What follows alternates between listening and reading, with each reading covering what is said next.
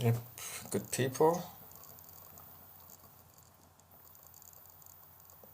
I hope we're all doing well today. Let me put up my board.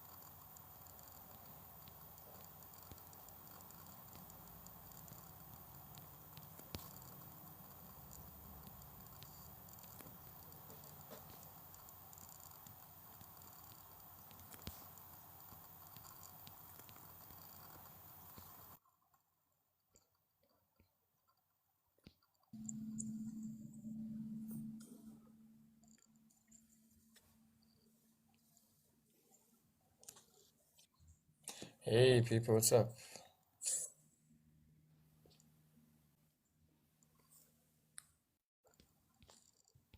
I'm still setting up my board. Now just give me a moment. I'll be with you soon. Just give me a moment. I'm still setting up my board.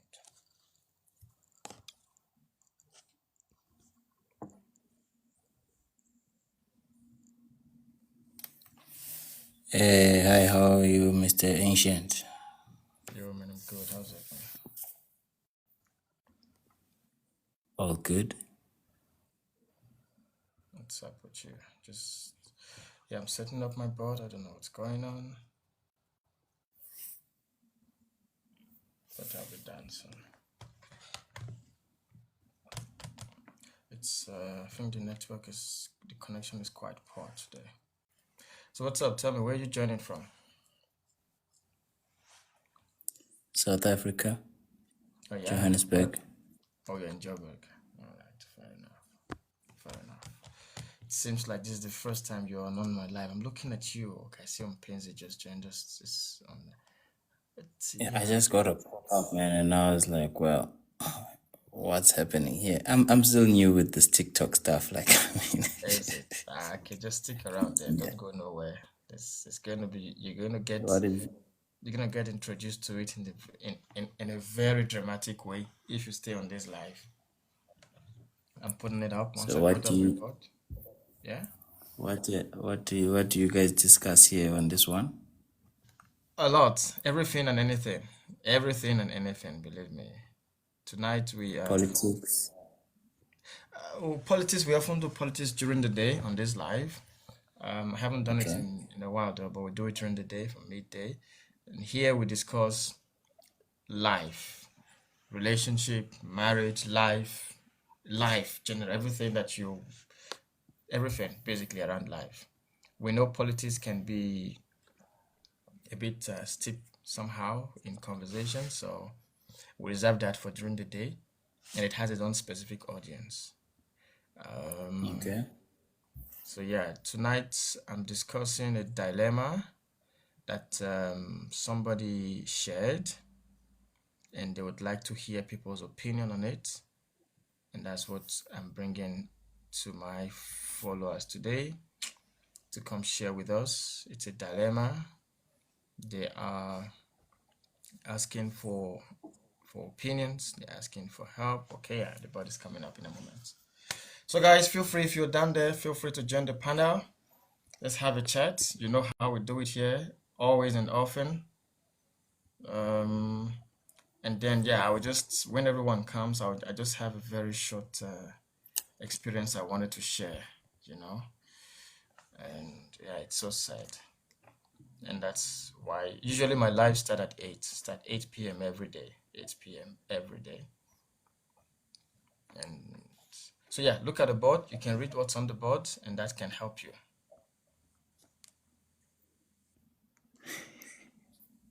You're laughing already. You're not even started, this guy.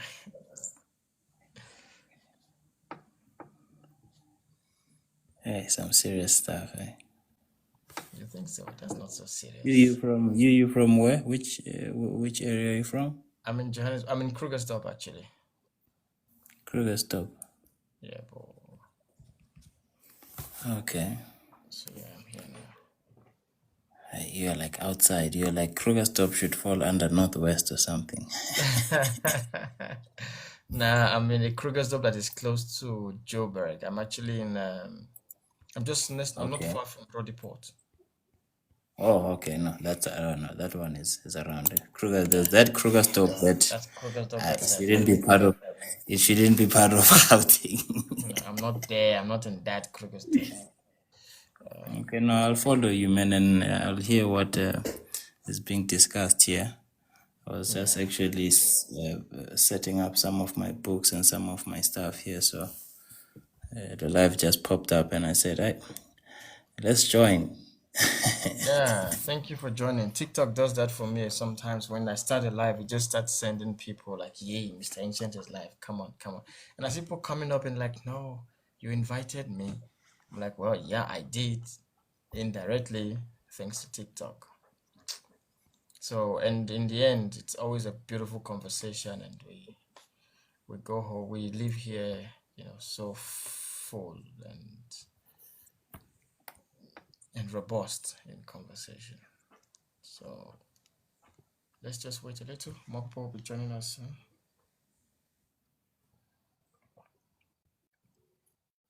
More people will be joining soon.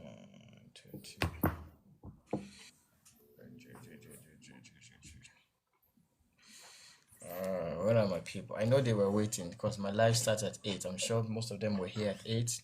They didn't find me. They're like, hi, this guy's not here today. No, man, I was here. I wasn't here indeed, but I was out there. I was doing the Lord's work. I was out there doing the Lord's work. Then you were in the streets preaching. No, I wasn't in the street preaching. Okay, I wanted to share the story when all my followers come, or those who are on the live join the live as well. I was on my way home because my live started at 8, and I was already running late for the live. I was rushing home, and I drove past a victim who had been robbed um, by an e-hailing driver. So literally, she was literally on the road, like seeking for help, and everybody was passing. I drove past her. And on second thought, I'm like, this is a very dangerous road. Nobody's gonna stop for this person. So I made a turn, went to her, picked her. I just dropped her off at the police station now, after reaching out to her family to come get her. And I came home. So it delayed me a bit. I'm coming here. Yeah. Because I know people are gonna be wondering, why are you only starting now? What happened? What happened? So I thought when they come, I'll just explain to them briefly, like, yeah, yes, this is what happened.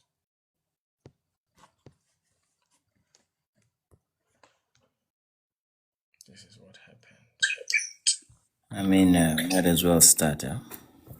Oh, well, you can share your views. Tell me what you think. You can start. You can tell me what you think. I mean, I have a lot of thoughts, bruh, but I want to see how. Let's hear. I want to Let's see. hear what those thoughts are. I want to see how things happen because, yeah, I know every house has its order. Let's hear. Team, how's it, team? You're welcome anyway. Yeah, sure, man. We How's have. it? How's it? We're good, my man. We're good. We're good. What's going on your Sharp, side? sharp. What's going on? Welcome. Yeah, feel free to look at the boards and then we can start the conversation. But let's just keep tapping, guys. Let's keep tapping. Let's get the likes up so that more people can come on. The more likes we get, the more people come on the live. The more TikTok is able to remind everybody that I am live now. Please come. Angel's Eyes. Feel free to join on the panel.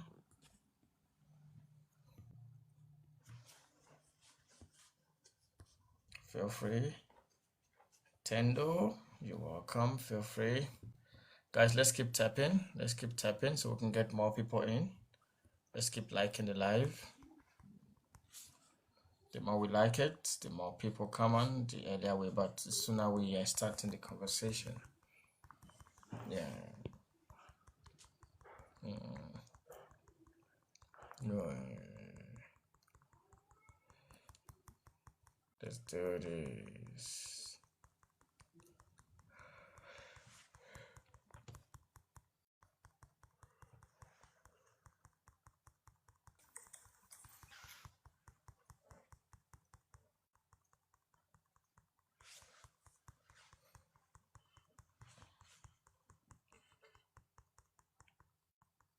Let's keep tapping, guys. Let's keep liking. Let's keep liking. Tendo, how's it? I'm good, man, and how are you? Oh man, I'm good. I'm good. It's good to have you here. Good to have Oh, that's great. Like, tell me something. When you get into the groups, it's like I normally see on the other panel when people come in, they put a mute on their mic. That's what happened here. Or here you can also like have a conversation, more especially on what is written on the board there. All right, so if you make it to the panel, because when people come, some of them stay in the comment and then you just start typing and exchanging and trying to communicate what you want to say in the comment. But if you make it to the panel, you are welcome to make a submission on what's on the board and maybe respond to what anybody is saying and see back and forth as well. You're welcome to do that. And also we take turns. So when somebody else is speaking, you just let them land and then you can have your own time to respond to them and back and forth. So yeah, it's once you make it to the panel, then you can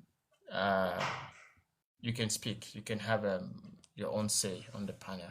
But if you are in the comment, you're also free to leave comments in the comment there in the section and to be read out and to be responded to by anyone in the panel. This is a people's panel. This is a people's live. It's a live this is created actually for the people to express their views. Oh, okay. That's good. That's great, man. That's great. Yeah, and essentially, we as people, we've got different perceptions on how we look at things. So as you are the one who put that thing on the board, so what's your intake with it? I mean, would you advise someone to stay just because someone stays on the relationship that somebody else was cheating? I mean, just think about it, right? After cheating, like let's say you were dating and then somebody was cheating, and then when it's over, and then you go to find somebody else, right? So you don't know what they were doing there into that relationship. You don't know if they were cheating.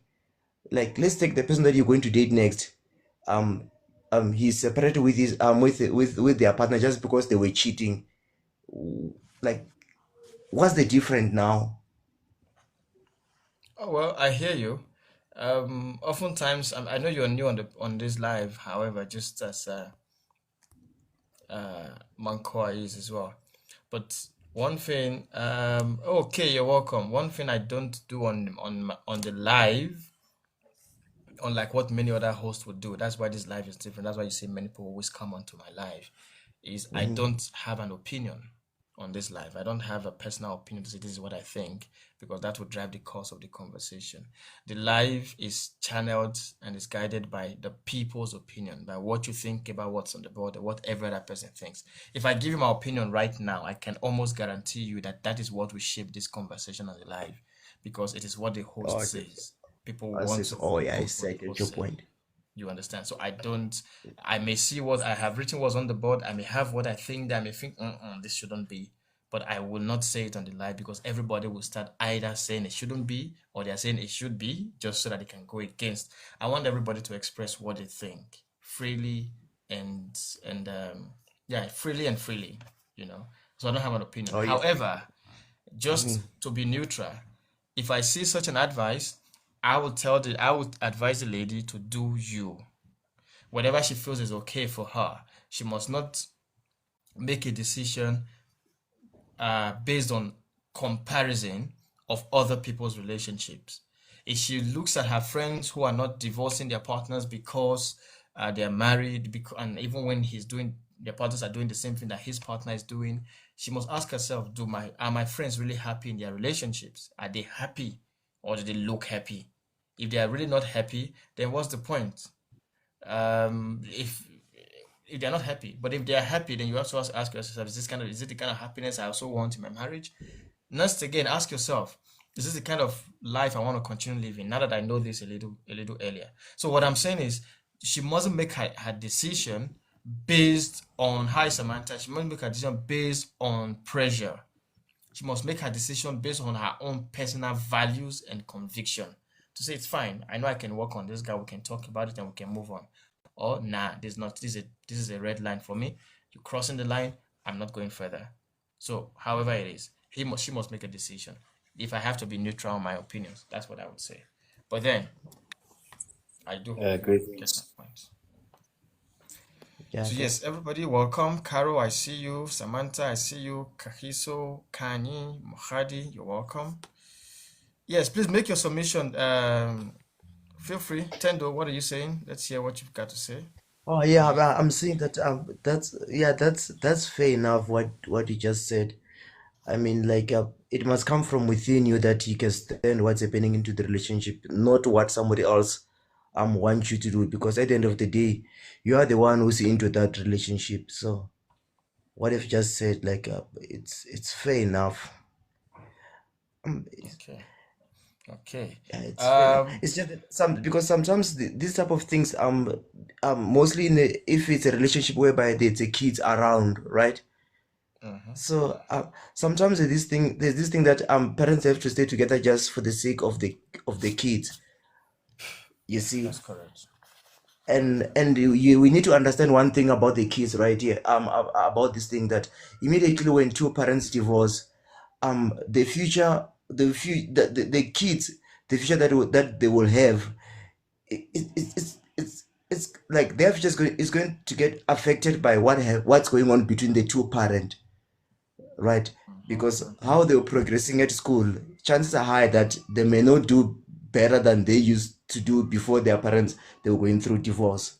And even for them to handle relationship is also going to be challenging in a way, in how their early childhood took place. You see, so there are so many things involved when parents have to go through a divorce that sometimes staying together and trying to find a way to sort out what was the problem that made one to cheat, sometimes it can benefit the whole relationship, including children. You see, I'm not saying that it's a good thing to stay at the same time, but that's a lot that's gonna happen after divorce if there's a kid. That's correct. Okay. Okay, I hear you. Manko, are you still there? What do you think? Hello? Yeah, are you there? Hello. Yes, am I audible? You're very audible. Yeah, we can hear you. Okay, no, awesome stuff. Okay. So I can choose. Okay, let me just go to that one at the bottom there. Now I want a divorce. And people, I can't see the whole thing that says people I'm wrong. I think it says Yeah, people are say I'm saying I'm wrong. Okay, people are saying she's wrong. yes. What must I do now?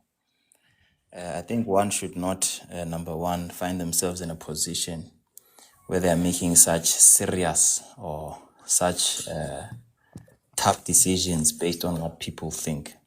Because I think as people, we are all influenced or inspired by something. I think how we address such questions is determined by several things. For example, there's the cultural impact, there's the traditional impact, and also if somebody has religious beliefs, they play a role in how a person would handle such a thing. But I think it should never be something that is just left up to what do people think, because I don't think that is always the best way to go about what you do, doing things based on what people think, So I think one should be really informed and remember as well why they got married, and remember as well that what they said when they were exchanging their vows. I would say, for example, that there are many reasons that people should divorce. Nonetheless, none of them are good, right? Because I think this is one of the things that we fail to calculate when we look at the marriage. You know, marriage is an institution. Marriage is a very dangerous thing to do. I think it's one of the most dangerous things a person can enter into because of the changes that can happen, but you vow to remain nonetheless. You get? So I think for me, that's what determines then how the person got married. But if the person got married and it didn't have any religious beliefs tied to it, then sure, you can just go to court and file in a divorce.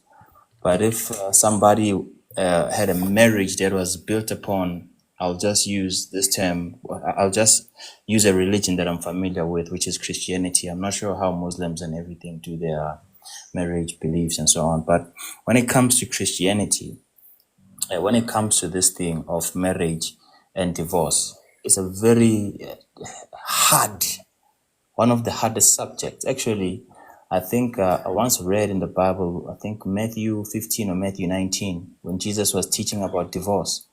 After he told them about divorce, they said, then it's better to not get married, because that is the conclusion one should have about marriage before they enter into it. To say, if you are not able to bear what comes with marriage, it's better not to enter into it. And I think this is the challenge that we do. People get into marriage without counseling. People get into marriage without knowing what they are getting into. People get into marriage without weighing the challenges. Like, you can marry someone and they get into an accident. They paralyzed. I mean, you stay there. Those are some of, you can marry someone, like in this case, and they start cheating, or they start taking drugs, or they turn on you. But I think those are some of the things sometimes we don't calculate. So I think if there was some sort of context with regards to what principles or what foundations or what values that marriage was built upon, then we can give advice. But me, I would say if a marriage is built upon a proper and a solid foundation, as long as nobody is threatening to kill the other. I mean, there's this vow that people say that till death do us part, through thick and thin. That's some thick stuff going on there if somebody starts cheating. When somebody goes broke, that's some thick stuff happening right there. When somebody goes paralyzed, and there's no more intimacy, those are some thick stuff. But people say these words loosely, and I think that's where the challenge is from what I've observed with regards to marriage, that people go into marriage uninformed. And when they get inside, they're like, actually, I don't think I was ready. Maybe I was just excited, or maybe, my parents but me, I would say, that is my submission. Just with that bottom one, with regards to divorce, I think there's a lot of things that play into but it should never be a person divorces because people said, in the very same way that a person should never marry because people said. Okay, thank you. Okay. I'll come to Yeah, you. well said. Yeah, I'll come to you. Tendo, I'll come back to you now. Thank you very much, Manko. Tim, are you there? Are you able to speak before Yes, yes, yes. Yes, please make your submission. Okay. So I'll just do a bit of remarks of what the gentleman just said. If you remember the conversation that we had is it yesterday, Mr. Ancient, and people were saying, we making marriage look like horrible or something scary and something. And that's the truth of the matter. That's marriage. We try to make it look like it's not, but it is.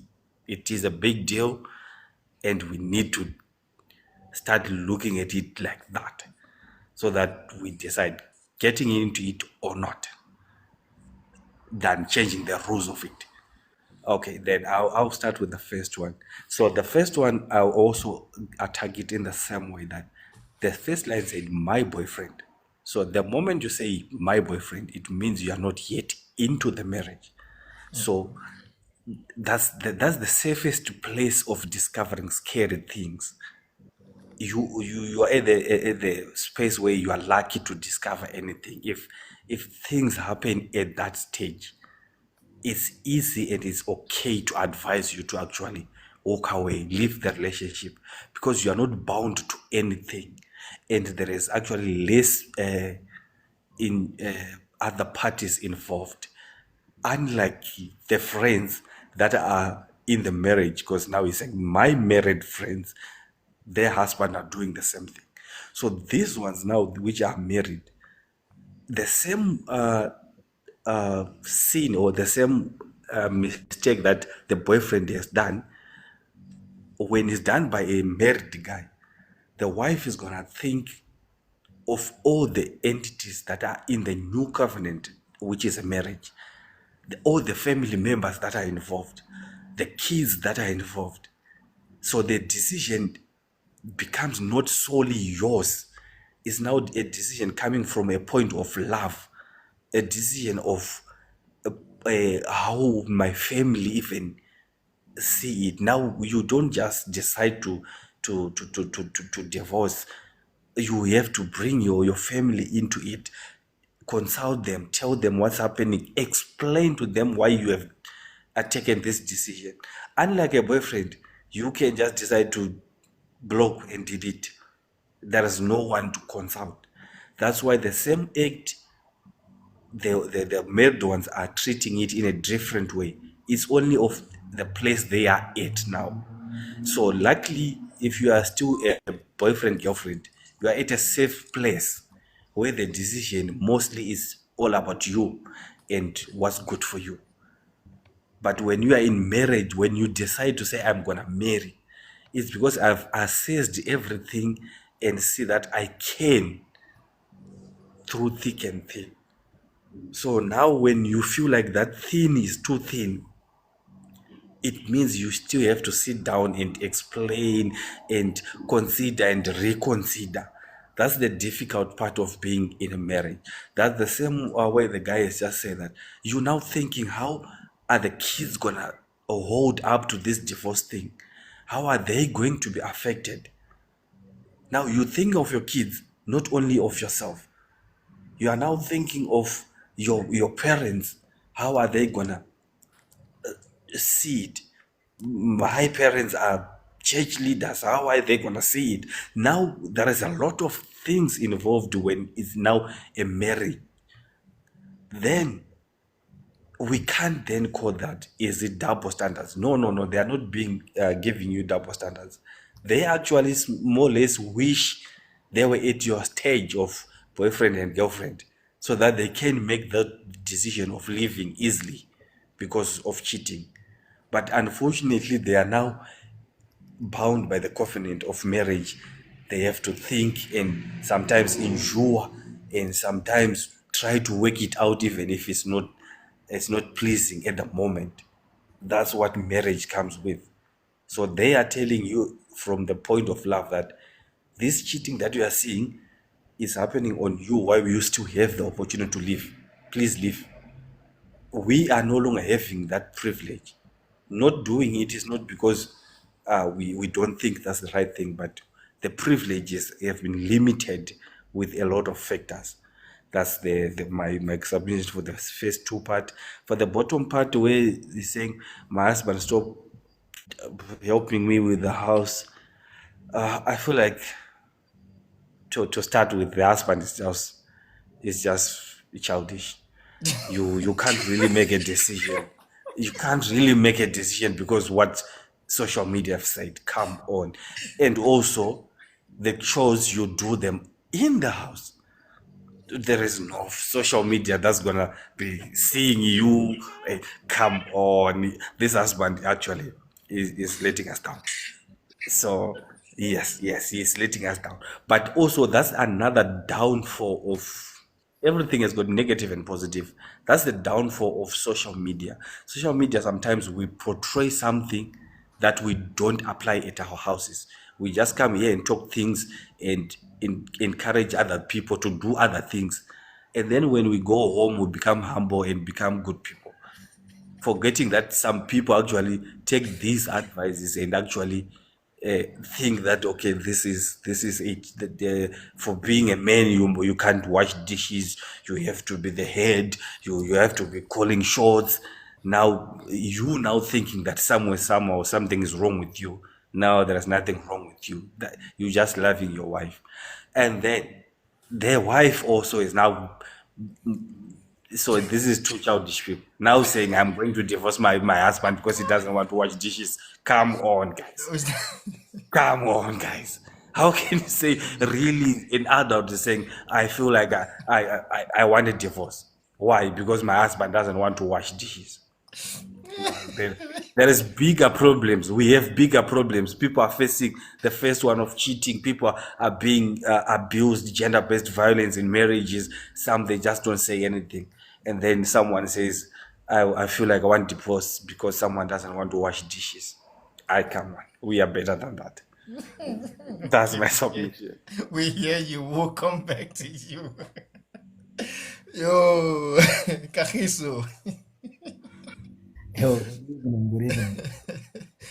We lost Samantha. Samantha, I was waiting for your submission. Kahiso, over to you. What do you have to say? Well, there isn't really, much that I can say that speakers before or those who submitted before haven't said. But then,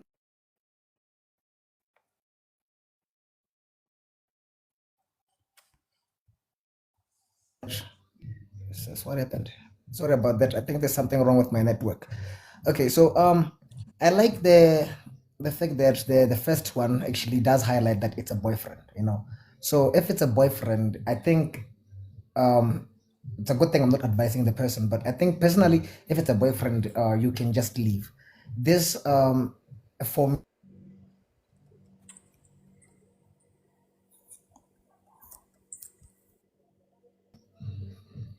it's important to do so because this helps with avoiding this thing of saying if I had known he was like this, I shouldn't have married him.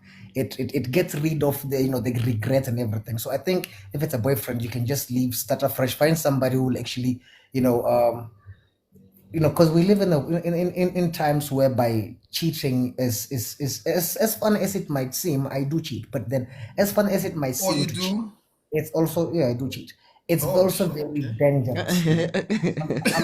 No, I don't like hiding things that I know as a man or as a Are guy. you married? Are you married? No, I'm not married. I'm not married. My girlfriend is not in this life. No, that's not a problem. So, cheating these days is very dangerous. There's a lot of factors that, or a lot of actually dangerous things that go with cheating. One of them being, STIs, HIV, and all those things, right? And if you are not married to this person, you can't then just stay and say, I'll wait for this guy and then he'll come back. And that one, I think personally, it's very important in life to be selfish and always put yourself first. If your married friends are saying this, they have seen this, they are married, you are not, and they are saying this because they don't want you to say only if I had left him before I married him. So I think that's like, say, how do I put this? I'll put it in this way. It's like when you approach a girl and then she says you're not my type, and then she has a kid with somebody else, and then that somebody else leaves them, and then she starts saying, I should have had a kid with you because I known he was like this, but I still gave him a kid. So this is a situation whereby you could avoid the regrets. So that one, I'll leave it at that one. And then with regards to my husband stopped helping in the house chores and everything, oh my God. Okay, this one, I believe that Team Cleanship did actually mention that it is childish because number one, advice is not important. I have to be honest because advice is just people's opinions, but that's not your final decision. You are still the person who has to sit back and say, okay, social media is saying that men are weak for doing this. And then am I weak for helping somebody that I'm trying to build with? No, I'm not. So basically, this person, this guy, is very childish. I don't want to lie. Team Cleanship did mention it's very childish to actually base, or how do I put this? Try to have, like, there's a lot that is being said about men on the social media and everything, and just because there's some men who do certain things, it doesn't mean that all men are like that. we take what we get and then we go like, okay, we've been told called trash and everything. It's fine as long as I know I am not, part of the statistics that make up the trash that women are referring to. Because I don't think when women say men are trash, they also refer to their own fathers and brothers. No, they referring to those that are having that are displaying or having those things that make them to be labeled as trash. So this guy, too much Takalan Sasame, that one. Trust me. That's some high school stuff right there. It's like you're being influenced by, or you want to go with trends because somebody said something. That one also, I believe it's very primary school there. That's my submission. Are we allowed to ask question? Yes, please. I also want to ask a question. Please do. Please do. Okay, you can go first, my lady. Okay. Hi, Kagiso. I hear that you just confessed about you cheating. I want to understand what is making you be so proud about cheating. Do you still value the Guys, woman that you have in your life? Do you want to even marry that person? That's Kahiso, actually a very good before you question. respond to that question, Kahiso, until we will all have time to ask questions, please, because now our conversation will now be focused around Kahiso. I want everybody to make their submission, and then we'll open it for full rebuttal. Now you can ask all the questions. Kahiso, please, you've heard her question. Please note it. We'll come back to you as well. I'll come back to that response. Please hold on to that question. Somebody also asked in the question, why do you cheat, bro? So keep those questions. You'll be able to respond to them in due time. I want to quickly move to Bubbles, and then I'll come to Auntie, and then I'll go to Georgina in the order we join the panel as well. Georgina, you're welcome. I know that's Legacy. You're welcome on the panel. Bubbles, how are you? Do you want to I'm make a good. How are submission you? on what you have heard so far, or what you read on the board? What's your take on this? Well, with the first one, this girl is pretending like we're in a competition of who stays when the husband cheats or boyfriend cheats. I don't agree with the way she's putting it because she's like, but their husbands have been doing the same and they stayed. Hi, guys, can't we competing? I don't get that part. And then, yeah, I think that's the first top one. And then the one with the husband stopping on helping the wife. Hi, It's guys. your fault. If It's your fault. We're not Bubbles. You're out here bashing us. Now I'm stopping doing my job at home. Yeah, it's your fault. how am I? Every time you come here, you're always anti-men. Now you see what you're causing in people's homes. No. That is some weird behavior because what do you mean? We're not in competition. And then for the one who's not doing house chores, she mustn't cook and she mustn't give him cookie. And then it's Hey, gonna you be see fine. now. You see. You see now. You see. You see how you okay. No, Ankara is not helping. Okay. Yeah, he's not helping. Yeah, I Okay. think I'm done. Oh, well, yeah, I'm you done. better be done already. Let me move to Auntie. Auntie, over to you.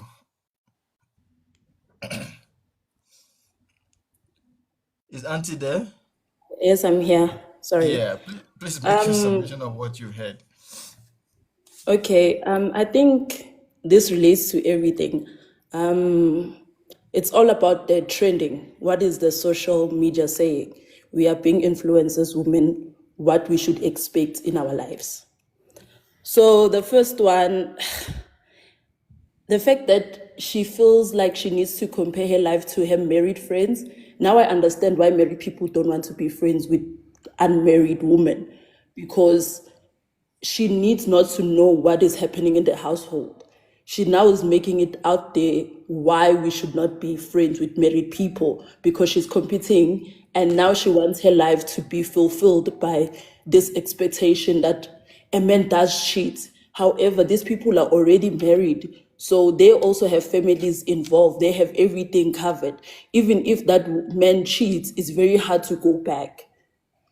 And she still has a chance to just divorce this person, walk away from this boyfriend. But because of the desire and the desperation she has for marriage, it will actually end up with her settling for this man because her friends are also married. So the first one is just desperation on its own and the competition that she has with her friends. She needs to just step out of it a bit and give herself a reality check that it's not always as sweet as it seems. It's not always roses. So if it's your boyfriend showing you true colors while you are not married yet, I think it just is a red flag. The fact that he's cheating while they are still dating, there is no respect by any means. So once they get married, you will see that he will start sleeping out more often, and you will understand that you are a mamkulu. No, now you are in a polygamous relationship without actually speaking it out loud. And you have allowed this man to do you like this. And the second one, this lady, she wasn't even ready to be married, honestly. Yeah, she wasn't ready to be married. I think she knew her husband, what is expected of him and what he's capable of. If the man does not want to do house chores, she needs to understand why. Why doesn't the man want to do house chores? Maybe he comes back late, he works overnight or shifts over times and everything else. So that woman needs to not be influenced by the social media, because as they say in social media, is not exactly as sweet as it seems. So yeah, that's my submission. Okay, the woman is claiming, the wife is rather is claiming that the husband stopped doing chores because of what he heard on social media.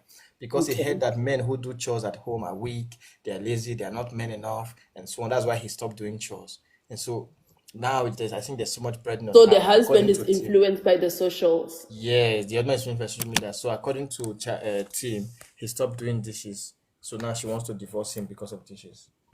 I think it's a conversation between the both of them. Honestly, if the husband still feels like he's going to be weak, the woman can walk out. It's her personal decision again, because now she's not receiving what she used to receiving from the man. What if her love language was acts of service? And that is a major thing on her. It's a major contribution to her love language. So she So can if divorce that the man husband because cannot of meet that dishes. requirement, then the woman is allowed to walk out. Because of dishes, she can divorce the husband. Yes, it's her love language. Act of service is her love language. Interesting. Okay. So you're not Man, filling my cup. Why should I stay in the marriage? you don't get married knowing exactly everything. Somebody said in the comments, sometimes you are ready, you just need guidance. It's a learning curve. I think somebody said something around having a conversation. Okay, it's fine. I've heard you all. Legacy, do you want to make a submission before I open it up for a rebuttal? Yes, let me do so. Evening, everyone, Ancient, everyone else in the comments, the panel. So the first one is as primary as the red flags of Kagiso. By knowing somebody is cheating and you still want to be with that person, it is shooting yourself in the foot, setting yourself up for failure. And the worst part is you're still comparing your unmarried situation to a cheater with friends that have cheating husbands. So clearly you want a community of cheaters because you now want to get yourself into the fires as well. So if I was that young girl or young lady, I would run for the hills and not settle, because a lot of us women do that. We settle. We feel that we're not going to find somebody else. We feel that this man is the end all, the beginning and the end of everything. And young women really need to look at themselves and see their worth. Because for the mere fact that you are willing to settle for a cheater, you are going to be spending endless nights crying. The second point is that I think it's not an unfair thing for her to say she's going to leave the marriage, because we don't know what she needs to deal with. We don't know the circumstances. We don't know the background, what she has to deal with, how many kids there are, what's her job function, does she have a demanding job, and what was the agreement between two people when they, joined their union. Was that an agreement that both will help in the home, to lighten the burden? And if so, she has every grounds to complain. I wouldn't necessarily say that she needs to get divorced. I would advise her to go for counseling, and the man must also not be a weakling and go after social and society norms. He needs to man up because he married a woman. He took vows with a woman. He's got a family. So if he's going to allow social media and society to dictate the terms of his union, then he's already setting them up for failure. He should man up, he should step up, and he should be the man that she married. Thanks, Ancient. Okay, thank you, Legacy. So anybody has any further question to ask? Otherwise, Kahiso, let's start with you. You have questions to answer. Oh well, honestly, there's that question actually is important for you guys to ask, but for me, it's not that I want to justify anything. It just happened that while in the relationship, I met a lady, and I was honest with her that, hey, you know what, I do have a girlfriend that I am with and everything, and problem is she's in a different place. I'm in a different place. She comes here every once in in a month, and then that's my situation. And I met the lady, and then the lady said it was okay, and then things just started moving that way. I'm not proud of it, but I think it's for me personally. I think it's better, or it beats having multiple girls all over town than just having one that I know that, okay, I am with this one, and then my girlfriend is far from here. She was okay with it, so because she said she was cool with it, I didn't see anything wrong. Which girlfriend was cool with it? Not the girlfriend, Second the new girlfriend, one. The side was cool the with it. second girlfriend. Yeah, yeah, I was Oh. about to ask. Yeah. So So the so you second, said you're not proud of it, but why do you keep on doing it if you're not Doing it. proud of it? you see, if how do I put this? If that's from who asked that? Okay, so let me put it in this way, right?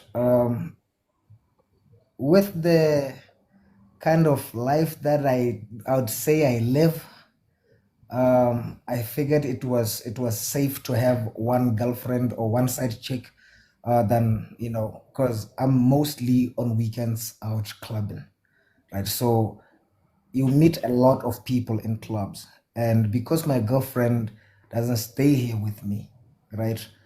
Um, if I was to go to a club Friday, Saturday, and Sunday, and Soweto has Mohodu Monday also, so it means you can also go clubbing on Monday.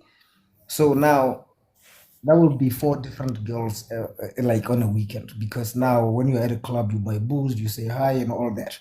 So to avoid that, my girlfriend doesn't drink, first of all. This one does drink. So So now, perhaps, sorry. So perhaps are you telling us that your girlfriend is not your type, or she's not meeting your lifestyle?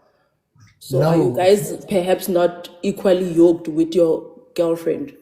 no, I wouldn't say that. I think the problem is, even if she doesn't drink, when I go out and when she's around, I do go out with her. She doesn't have a problem with going to clubs and everything, just that she doesn't drink and she's not here. So it's for me, I figured that because I stay far from her, do you know how easy it is to get a girl at a club? It's very simple. So multiple partners lead to major consequences. So but then just having one, I'm not justifying it, but just having one, I felt it was better than cheating on her with multiple people. So are you saying that your girlfriend, she's far away to satisfy your need? That's why you've got this other side chick. And if that is the case, have you ever thought of, okay, how can we destroy this long distance relationship? What are the solution?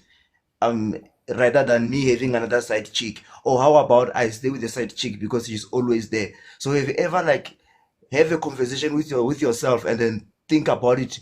Where is this taking me?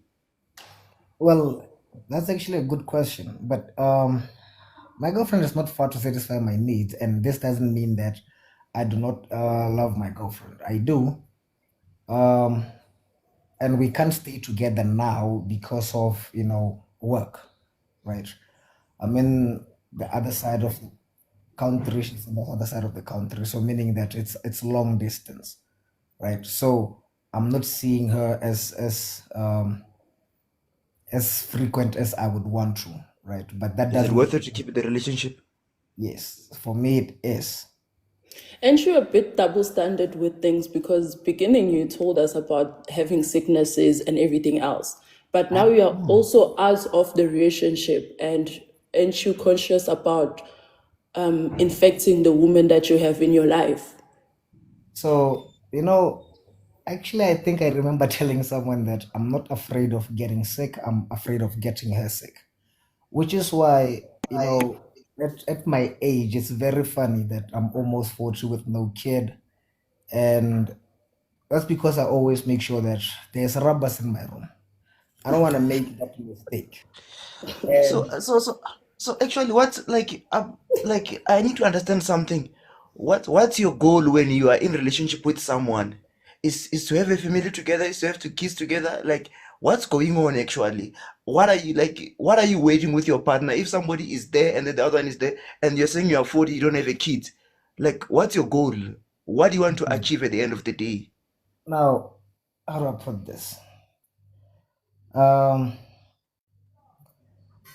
Wow, this is going to be a long night now. So, okay, let me put it in this way. I had a relationship before, supposed to be married and everything, lobola and all that sort of other stuff. However, when that went sideways, because on my side, I told myself that I wouldn't want to, have, because how do I put this? When you are with somebody and then they tell you that, how do I put this? They tell you that they wouldn't want to feel like they are depending on you on everything. As a girlfriend, that's what the first one told me.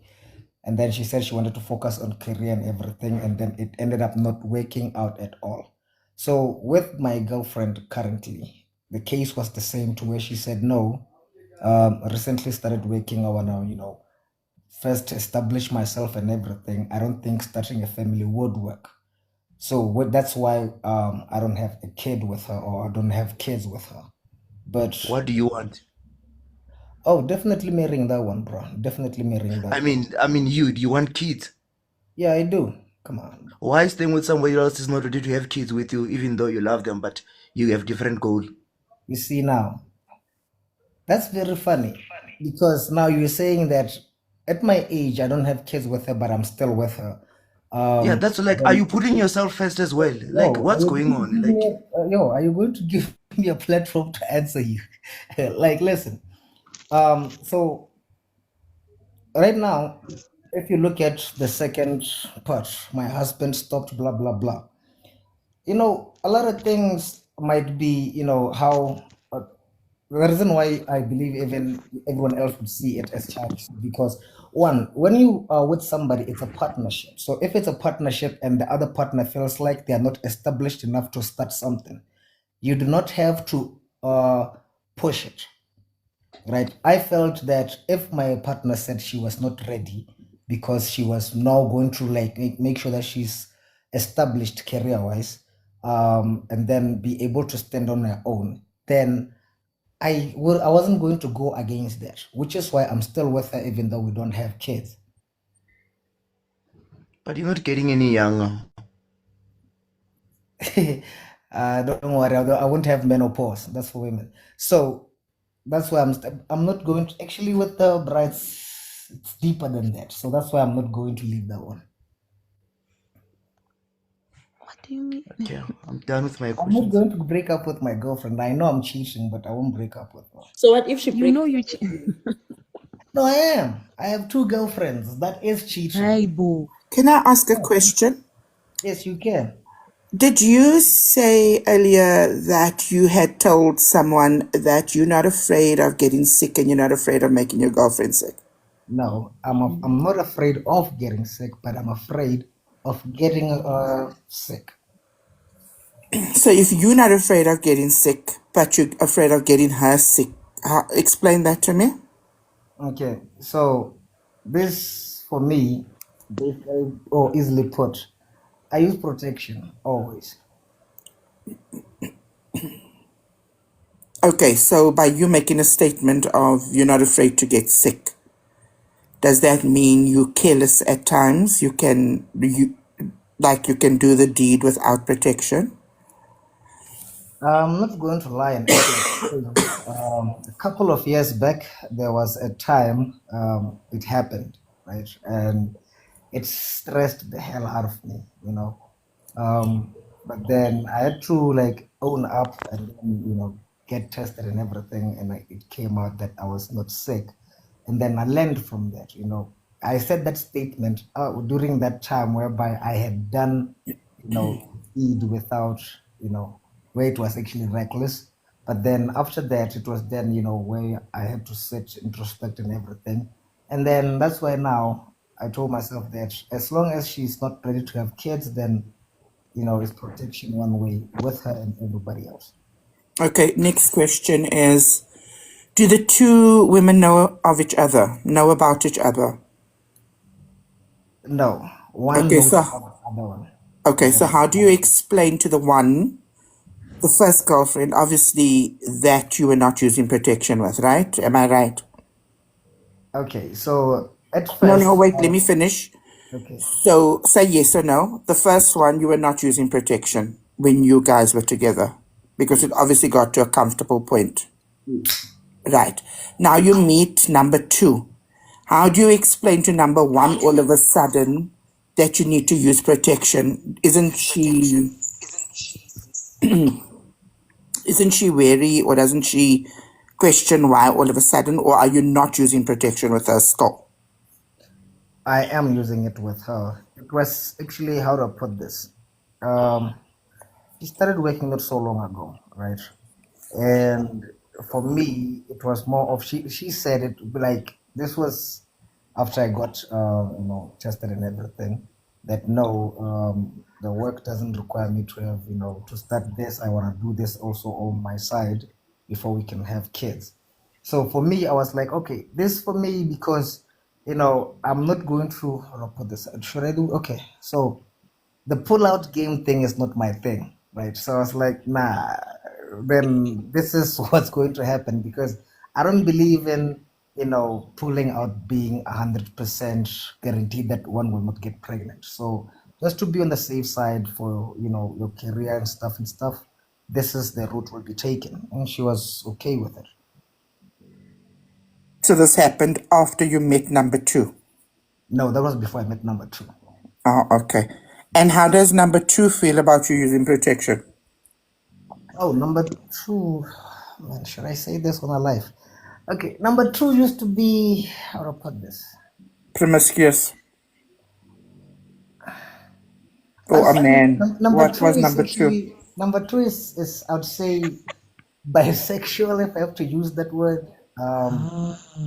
So in a way, I was like the first guy she started dating after so she's not really big on having kids and all that. Yeah, no, it's really a telenovela. You know why I'm asking? Because I know for the fact that when a woman is involved with a man, a long-term partner that is leading to marriage, there's going to be a point where you obviously trust each other enough True. that you're not going to compromise anymore. And I just needed to understand when this happened, and wasn't there an issue of mistrust that had arose in this whole thing? No. So you're saying there's a long distance between the two ladies? Yes. One stays around, one doesn't stay here, but I don't stay with any of them. Sure, it sounds like you need to phone Radio Metro and speak to Somizi. Hell no. That's why I'm Can here. That's why I he's phoning ask in right now. Kahiso That's why I'm something? here. Yeah, you can. So the agreement between you and your girlfriend was that you can date someone else while she's away, right? No, whoa, I would never tell her that. Look, I would tell the other lady that, look, I have a girlfriend, but to tell my girlfriend that I'm dating somebody else, no way. Okay. So how do you plan? Yeah, You hey? want to get sorry, Sam, were you saying something? No, no, no. I'm Oh, just okay. like, Yeah, no, I can't get this. Like, so you content with having these two ladies, and inevitably you know that you're going to have to hurt one of them, if not two. Well, I'm going to hit one, and it's obvious who, but you know, And does one know? Does one know she's going to be hurt? okay, so she knows I have a girlfriend. So obviously the outcomes are obvious, you know, because I didn't hide my girlfriend when I met her. I did come out clean to say, okay, look, this is my situation. I have somebody that I am with in my life. But then I do like you and stuff. And then, you know, so she does know I have a girlfriend. So Do you know that you're going to get burnt? well, you live and you learn, eh? You're but not Oh, learning. like okay. Tell me something. If you find out that your girlfriend she's seeing someone else, what will be your reaction? yes. Honestly speaking, if it was the me from like maybe 5 years ago, yeah, I maybe need you now. I would I have need you broken now. down. The me now, man, listen, I believe in, what's for me, it's for me, what's not, it's not. So if she's seeing somebody else on their side and then that works out for her, I'm good, man. Like, I'm good. I've done this. Yeah, but This, if I mean, what if you're the like cause? what I need What to if you're the what I need to Can I cause? know ask is that something? Hi, sorry, can I ask something, Carry Kagiso? on, Auntie. Yes, I just want to know, do you feel like you are bleeding on these girls, like you are not healed from your previous relationships, that you now do as you please, and you are heartbroken, that you are inconsiderate of their feelings? What happens, happens, doesn't matter. So you are actually protecting yourself in someone else's expense. okay. I don't feel like, I don't think I'm bleeding on them. I had my walls up when I met my girlfriend. I'm not going to lie. But slowly, they came down and everything. I'm good with her. That's why I'm like seeing something with her, even though there's somebody else. But um, it's just that, you get used to some of the things in life. And with, what I've experienced, I'm like okay with whatever happens. Not that I'm inconsiderate or inconsiderate of her feelings or their feelings, but I'm okay with whatever happens because I'm not going to waste. I won't say waste my time, but I'm not going to dwell on things that I cannot change because you cannot recycle time.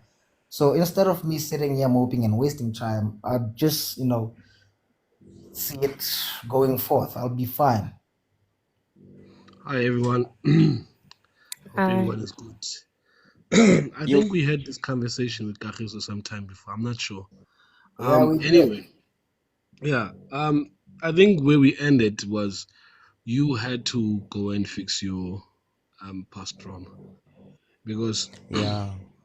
what you are doing to these ladies, you won't like it when it happens to you. As much as you can say that you don't care, but I know you do care. I You are not a do. robot. Yeah, you are not a robot, my brother. Another thing that I'm worried about is that the person that you are busy with and the other person that is in a that you are in a long distance with, you don't know what they are doing behind your back. As much as you would want to trust them, there's always that percent that will always be open to other things. And for you to say that you are not afraid of getting sick, that is a problem on its own because this means that if you catch anything and you're not even aware that you caught something and you meet some random girl in a club, you you pass that on to her, she passes on to another person, another person. So the whole nation is just in a cycle of people that don't care and people are getting sick. So you have to fix this, my brother. And I think the last time I told you that it's either it's either you come clean with your long distance relationship and rather end it and go and fix yourself, and then come back when you are ready to date someone for dating someone, not just to play around. Because you also said that you're almost 40. At some point, you have to grow up, or rather, at some point, you have to confront your pain or your trauma, because you're just acting out on trauma. There's nothing like this. You can't live life like this. You can't just wing it. I'll see as the day goes. It can't. We need you as a man to take accountability. You have to stand for something. You have to stand for something. You can't be, because the more you keep playing with these girls, the more you feel empty, because you're not getting fulfilled. It's just it's just playing. I mean, there's no end to this cycle, right? It's only sickness and death. There's no end to it, and people are getting hurt. You are dating someone that is maybe was planning something serious with you, and then you end up hurting them, and they start the cycle of hurting other people. Now we are a society of hurting people because someone somewhere didn't care, and this whole chain has started now happening for everyone. I think you should do better, Kagiso. You have to do better. You're almost 40. You have to change your mindset. You can't live like this. You can't. 5 star, don't you think sometimes like mostly men they've got child trauma that they're not even aware of, that it controls them in the later stage, but they are not conscious about it in a way that maybe they need to revisit their past and then work on themselves. But mostly people, like, they live on that shadow for a long time and they think that they got their life under control. Look, it's connected. You know, there's a childhood trauma that was buried, and then through time, someone hurt his feelings so bad that he was like, you know what, to hell with it. I'm gonna do what I want to do from now on. But if he can go through a therapy session or get a psychologist or even a social worker, he can unearth where this problem starts from, you know, because, and okay, let me find out. Kagiso, are you from a single parenting household? Nah, I have both parents. Yeah, so where are you? Okay, that's even better. How was the relationship between your both parents? Yeah. Did you see everything that was happening there, or you saw everything was fine as you grow up? I mean, every relationship have troubles. I mean, even your parents, they must have some other troubles as you were growing up. Did you see anything while you're growing up? Nah, not that I can think of anything. I mean, So basically, this is coming from that failed relationship. Yes, yeah. well, I don't actually remember anything that would have triggered me to. I'm not actually triggered, right? But you know, If how it's can I? not from your childhood, look, if it's not from your childhood, it has to be from this relationship that you keep mentioning that didn't go the way. And to be quite honest, even in that relationship, you were both to blame in that problem. It's Yeah. not like she just, because last time you told me that she just switched off after some time. She just blocked you everywhere. She didn't want anything to do with you anymore. And I told you the last time that you must have done something. Trouble doesn't just come. People Trust create the me, trouble. trust me when I tell you this, right? I'm not perfect. I know that, but if we're going to speak about that relationship, right?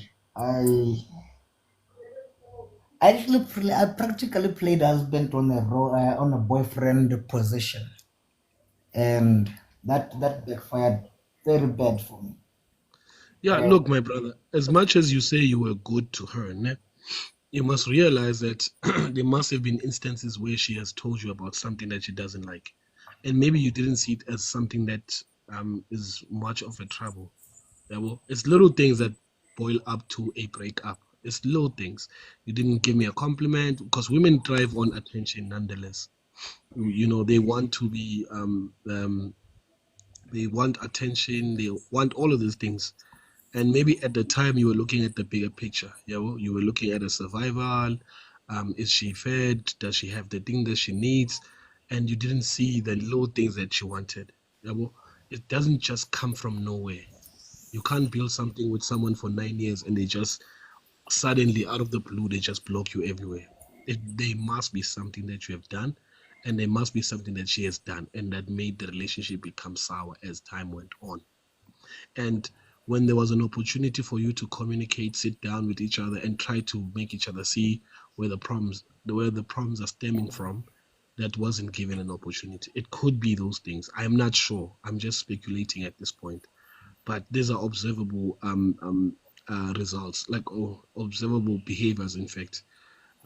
So that's why maybe sometimes people will just say, you know what, I'm done with this thing. I'm shutting it down, even though we may not like to be left, it might leave scars and it might leave people with questions. Why? Because I did everything by the book, and only to find out that there are little things that you missed.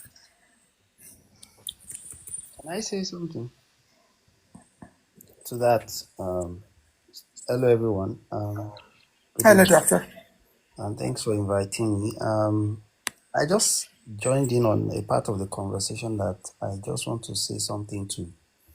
Everyone is, I don't know Cariso's story or his situation, but I know that there's a part you mentioned now that there must have been a reason he was ghosted and just, discarded. And sometimes we undermine the kind of things that happen to men in relationships, or even just things that happen in relationships. Let me not say men. It's not every relationship that ends particularly because of a reason or because someone did something so bad that deserves cruelty. Relationships, if they must end, usually should end because both parties have come to a point where you have decided that this is not working for us, and we need to move on. When someone discards you and ghosts you, that alone in itself is trauma. It's not just about all the things that happened in that relationship. That lack of closure, that lack of, a proper ending. Our minds are always looking for a story to complete. So if your mind does not get that completion, it can mess with your brain. And I listened to what Kariso said, saying that he practically played the role of husband as a boyfriend. And that is something that should tell you the depth of commitment that this person put into that relationship. Yet the other party was willing to walk away with no closure for him. That kind of person, it doesn't matter what you do for them. And this is now me speaking to Kariso. It doesn't matter what you do for them. They are empty wells. They are dark holes, or what do they call them? That if you keep pouring into those people, you will just empty yourself until there's nothing left.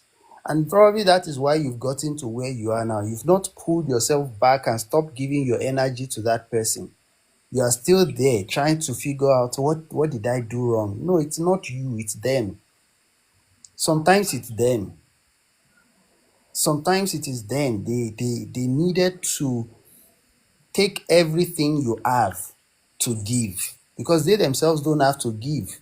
They are not coming into a relationship to give. When you go into a relationship, it should be the two parties giving, one person giving, the other person giving. But when there's only one party giving, that's why you hear the person always complaining. You find out that you are always the one in the wrong. You're always the one to blame.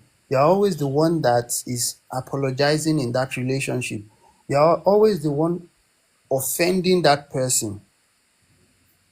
That is what is going to keep happening in a relationship where there's one taker and then there's a giver. You are always going to be the one to blame. And that is why that person will be willing to walk away at any moment. When they are satisfied, when they've taken everything, they will not give you closure. They would have disconnected from you long time ago. Until they are okay and they've taken everything they need, then they will walk away and you'll be left empty. You would have spent all your energy and your years and your youth on that person. So I'm not saying that that is exactly Kagiso's story or his life or your life. I'm just saying that let's not always think that it's because he did not do something enough. That's why the person just walked away. A person that just walks away from so much commitment from another person, when there's a party that is very willing to work on the relationship, very willing to contribute, very willing to do the work, and another person decides to just walk away, and you did not abuse them, you did not cheat. You are not you were not cheating in that relationship. You were not abusing them or beating them up or anything. Except if you were doing such things, who knows? And the person just walks away, then it's not about you anymore. You need to go on your own healing journey and stop blaming yourself. Stop carrying that blame with you, or else you will never heal, and you would also then, cause problems for other people as you go. Just like the other person that was speaking is saying. Let me stop there for now.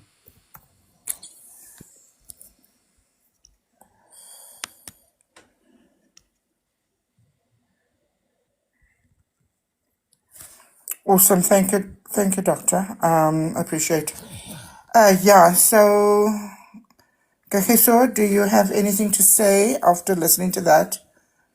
Nah, I don't have anything to say. I'm good. Okay. I have a question. Sorry, Tendo. Timber. What is it, Tendo? So, have you ever gone for therapy or anything in that form? Who, me? Yeah. No. Do you maybe think you should go? And I mean, I know sometimes these things are taboo, especially to men.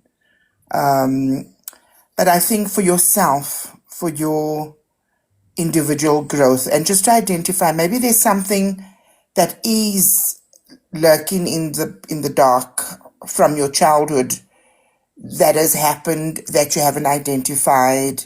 Because like sometimes we think kids that come from a two-parent home is supposed to be all structured and all good to go. But it could be anything. It could be one of many things that has just maybe left a seed of feeling insecure or feeling less of yourself, and now you have to fulfill it by having two women.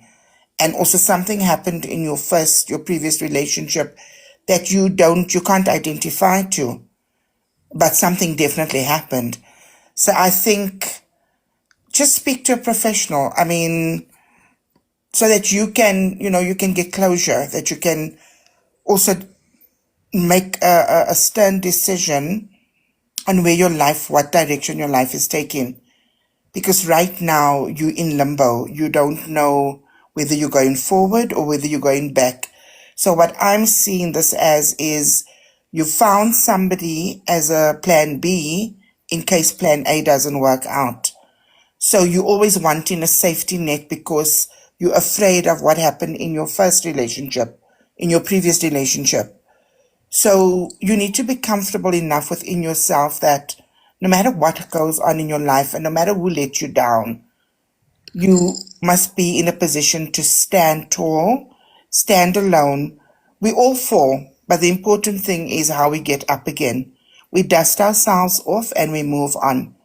And don't play this game of cat and mouse, because believe me, you're going to burn yourself. And you want to be seen as a good stand-up man that can make any woman very happy and be a good father and be a good family man. So yeah, that's just my piece of advice. Okay. I believe I'm good, man, with regards to that. I got closure from the previous relationship, but You know, like I said, the two the girlfriend thing just happened. It's not like it was planned, it just happened. So Can I say something? Actions. Go ahead, Auntie. I'm sorry. I feel like you are in denial of a lot of things until you can start afresh and reflect that you gave and someone was not willing to receive your love at that time, and you move past that to give it to someone else. You will always be in the limbo that you are in, and you will always hurt other people and you bleed on them. The fact that you still feel like your lifestyle is as good as it is, the way you are going out, you are hitting on girls, and you are justifying cheating because it's only one girl, this and that. It's just you not willing to heal and accept the situations that happened in your life.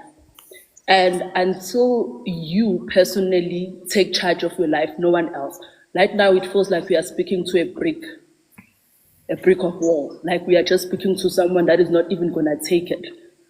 And we are just waiting for you to in the situation. Maybe somehow you will learn something and understand that you don't have to drag every woman to feel the same way that you did previously.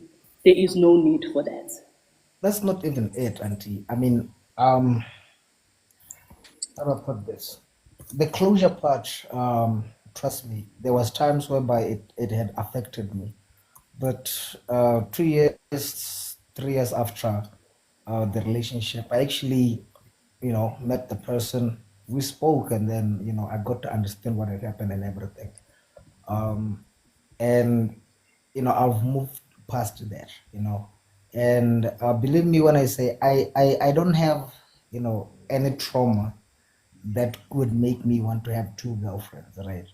But it's just something that was unplanned, and spending too much time with the other lady this side, as I did say, she used to be, so I spent too much time with her to a point whereby when I actually started sharing the lady, I was honest enough, and by the time I did that, also she knew that I had a girlfriend. So it's not like something that I had planned, but spending too much time to the person with the person. I mean, just led to the situation that I'm in right now. But I don't think I did it out of any post traumas or anything. So Kagiso, to me now it seems like the reason why you've got another girlfriend on the other side is because your girlfriend, she's far away and she's not giving you enough time because she goes to the other countries. No, man, she is in the same country as me, just different provinces. Okay, so which means that's the reason. I wouldn't Nah, even Sendo, this guy is having a standby. It's just a standby. Sanibonani. Samantha, Hello. break up with my girlfriend. No, I'll break up with my side chick. Yo, my girlfriend. Sanibonani. Ngathi Yes, ngicela kunibingelela nonke. Hello to everyone. Seems like also you guys, I just joined the panel. Also you guys are a bit confused. But the way I it would be simple just to say, Kagiso, mfowethu, a man does not chew with one side of his mouth. And it's not wrong for chewing with the left and right hand. That's what Yo, chewing. psycho vibes. I don't even know what that's supposed to mean, but it's cool. There's nothing wrong with a polygamous person. If it's in your nature, just find people that will help you understand and nurture it so that you get to articulate yourself better to the women you're with so that you don't hurt them. But if it's in you, it's in you, Simple. I believe in it. And this thing of being in a monogamous relationship is something else. But yeah, let's not go too deep. You've got no traumas there.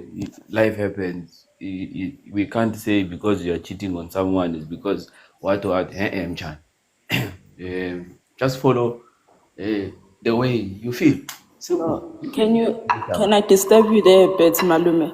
I think you didn't catch the part where he was against cheating.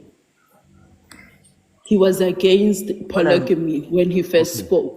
It's okay, not that pause. we are going against his religion or beliefs. Oh, okay, okay. Yes, he was Uh, against it, but he was doing it. He's doing it.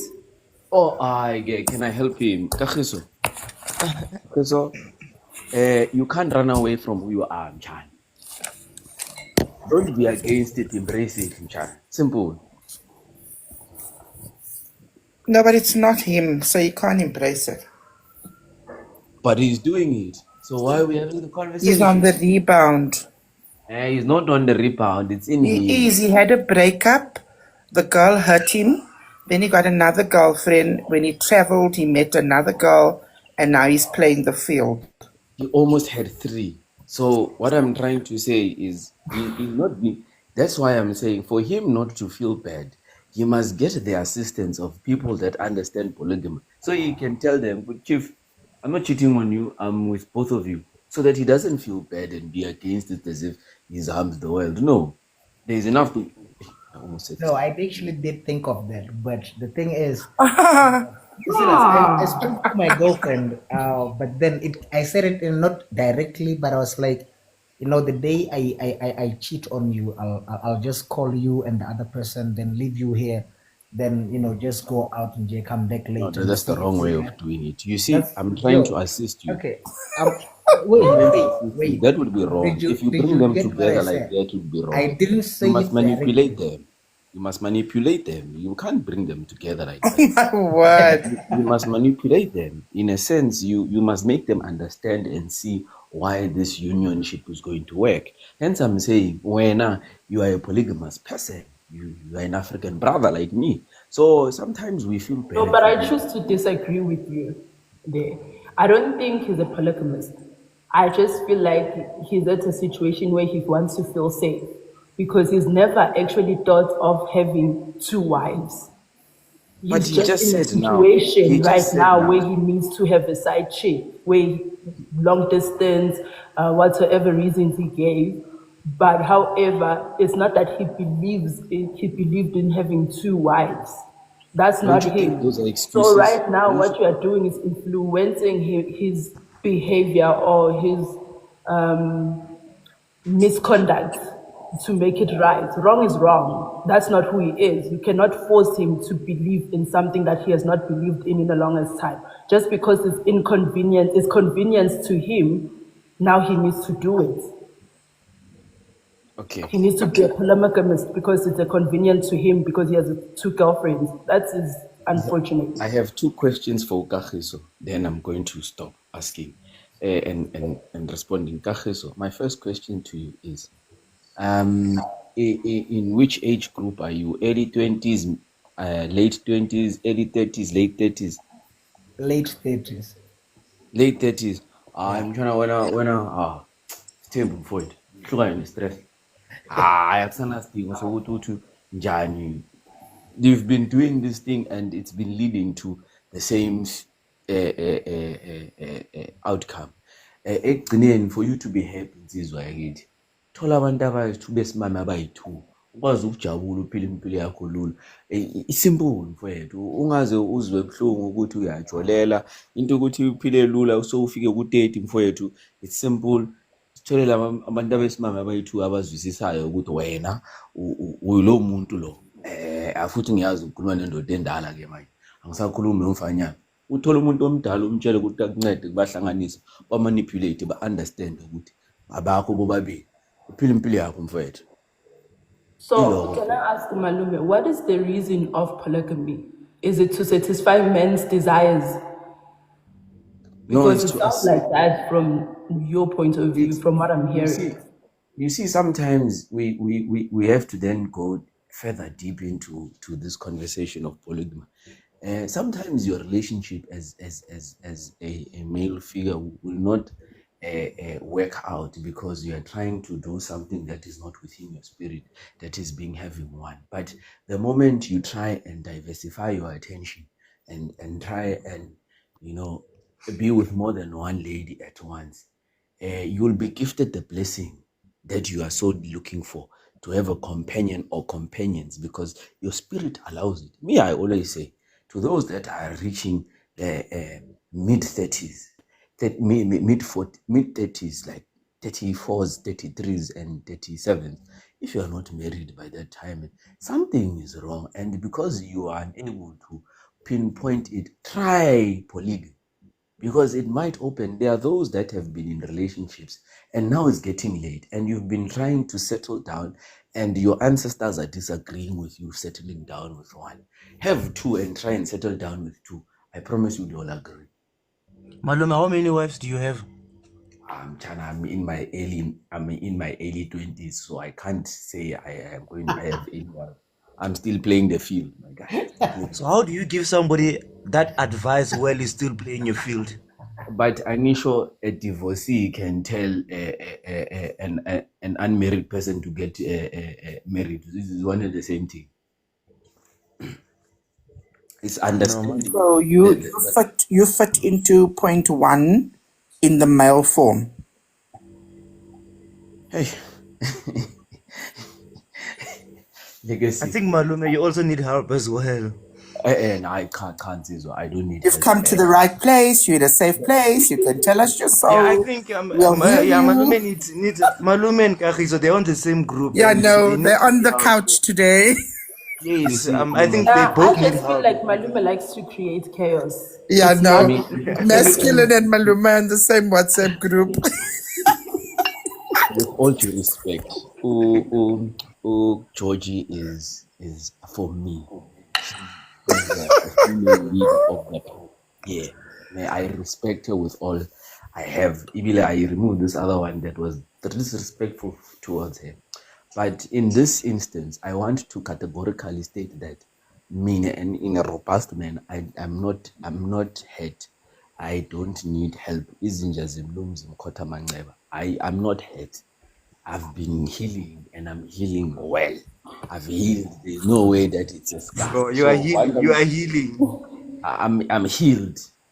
Is in There's no way, man. So mina ngophanga ngophanga labantwana ufuna understand ukuthi intombi ziyangithanda mfowethu. So kunesigodo. You see, abokagiso must understand that, sometimes you are gifted with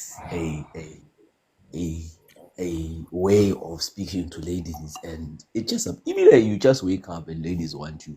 So you must not turn your back away from that. And there's this thing I have, Kagiso, if you think it's not going to work. It's a stick. You chew it in the morning. You go out. your stuff will come right. I promise you. But you will not stick to one woman. So it's simple as that. It's Africanity. So I want you to embrace. Go out there, my guy, and go for them.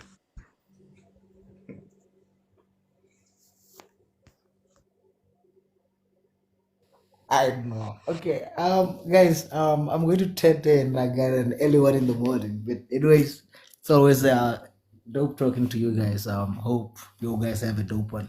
Good night. You won't heal until you have two women. Not Kagiso. Yeah, sure.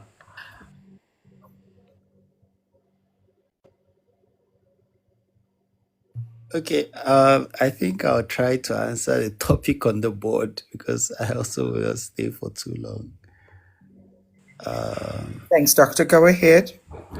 So I recently found out that my boyfriend has been cheating, and okay. So for that first one,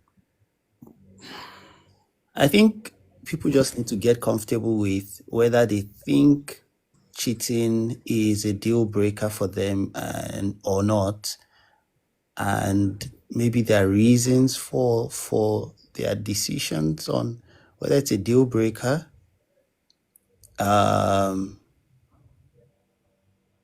not necessarily look at what someone else is saying, because someone else could be willing to accept that for different reasons, probably for the reasons of where they come from, the kind of family they come from, the kind of community they come from, things they can tolerate, and probably also even what they themselves are willing to do in a cheating relationship.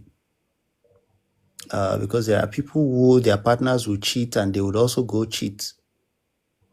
If you are willing to go cheat and it's going to be okay with your conscience as well, they may not tell you that that's what they are doing to cope.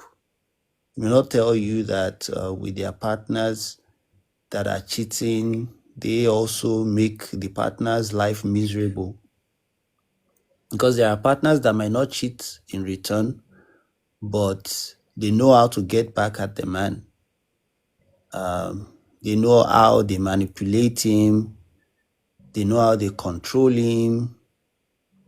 And maybe even that's also contributed to why the man also is not able to stick around. I'm not saying that there's any excuse for cheating, but people sometimes forget that the dynamic in relationships are often also created from the energy of two people.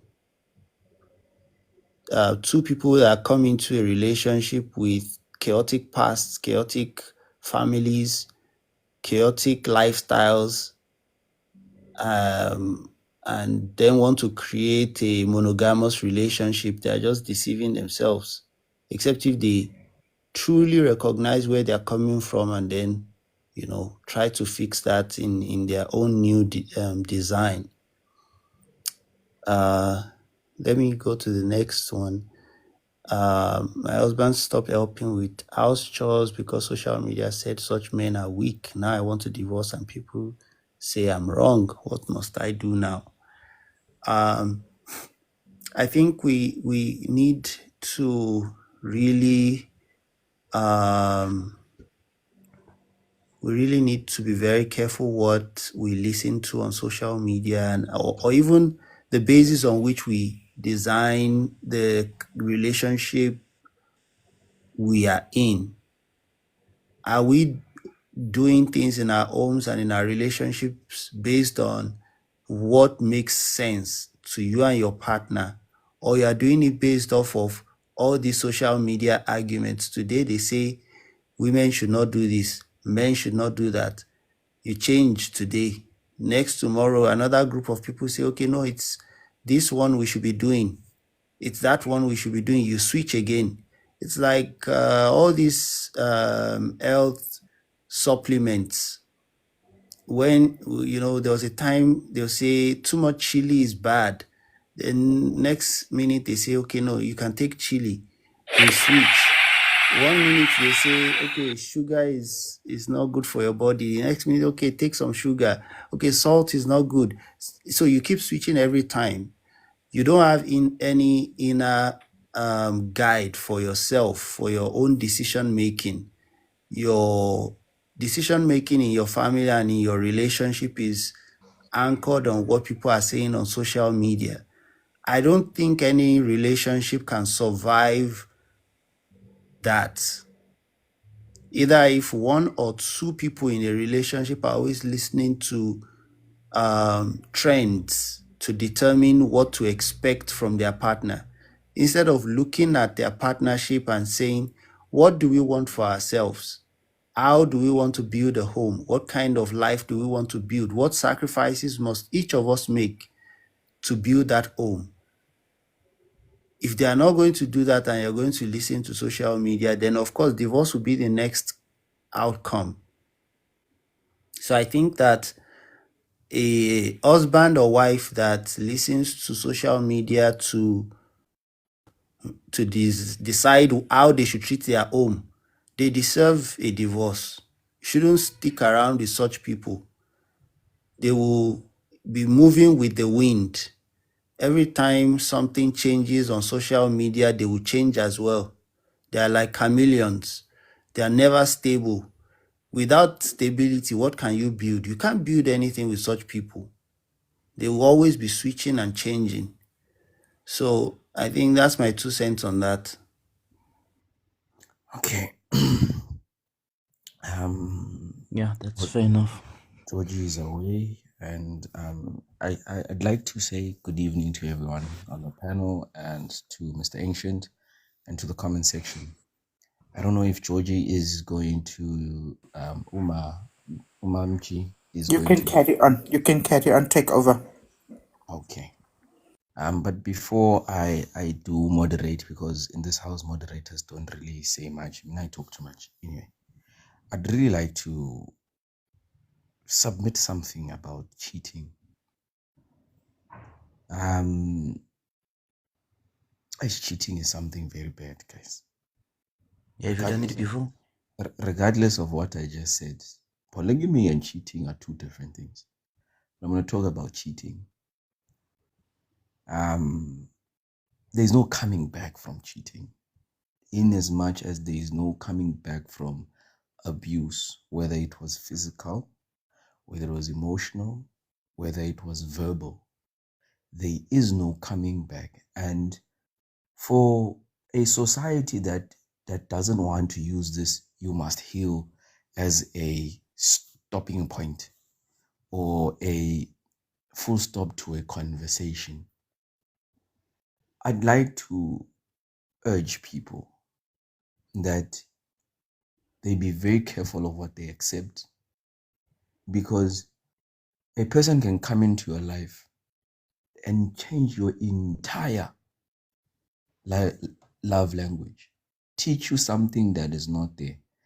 And I think that is one thing that as a society we really need to flag in our lives, that instead of saying I do not want a relationship anymore, I don't want to be gazelle, I don't want to this and that, I think we ought to learn not necessarily continuing practicing an exit in relationships or practice divorce in relationships. However, in your relationship and as it begins, the line must be clear, not a fine line. It must be very clear. When something happens, so for an example, I always say to a partner that I engage with, I will not share you with anyone on this planet. And if we get to a point where that takes place, for me, Usia, Umalum Sia, that was Butsia last week and is Malum this week, I will not stay. If I'm telling you, if there's a scent of it, not even I have proof. If there's a scent, it has nothing to do with healing. It is me being able to sit here today and tell you there is beauty in love. I sing the song Gashasha, Tender Love, because I know love is tender. I know love is beautiful. I know I want a companion to get home to. I probably will do chores with someone and wash dishes from time to time because I'm a neat freak, but there's something in a union between a man and a woman or woman. You heard me. But anyway, I just urge a lot of people that don't let anyone come and change who you are. If you are a beautiful person according to my standards and values, I don't know others, but everyone is beautiful, because I don't believe that there's a person who intentionally wakes up to hurt the other person. So Kalakopa, I ask, continue loving with all your heart. But once you see that this is going to taint that, go, move away, run now. But anyway, I am now a moderator. I don't know if Auntie where's Ngane was here earlier, or I want to just acknowledge the new panel members or returning panel members. Can I just interrupt you for a second? Okay, sharp, ma'am. Can I please ask Ancient for a round of applause? That was beautiful. What a beautiful submission. I'm so proud of you. One of my own. Yeah. Ancient, please give a round of applause. Yes, yes, yes. You see, Georgie, when I asked you a question last week and I said, and then I apologize if I'm going to mention this again, but guys, your husband gave you a sense of belonging. And a lot of women on social platforms don't want that title of belonging, yet want the benefits of it. And I just feel like once you receive and once a true man, and then I'm not talking about men that need correctional services for their behavior, whether it was whatever. I'm talking about a man that understands that a woman must be treated with kindness, a lot of chivalry. The list goes on. And without expecting anything in return. But anyway, I don't want to go on forever. There are new panel members. Kopa Lebowe, y'all can talk. Let me just ngizanishia nento zenu. Team Uncle, is this Team Cleanship? Are you there? Yes, yes. Hi. Yes, how are you? It's good to be back. I missed a lot when Kakiso was here, and I just want to ask something and get a bit of help on that topic of cheating and stuff. Knowing for a fact that it's wrong, it's not a good thing, blah, blah, blah, blah. So I just want to get into Kakiso's legs or shoes and try to get help on if the situation is like that. You have your partner, everything is well, you are not yet married. Life happens, an opportunity happens, long distance happened. But you being a person knowing that I'm now, let's say the age that we were talking about, 40, 30s, mid-30 and stuff like that, I actually feel like I know that I'm still burning. I need this service twice a week and once a week or so.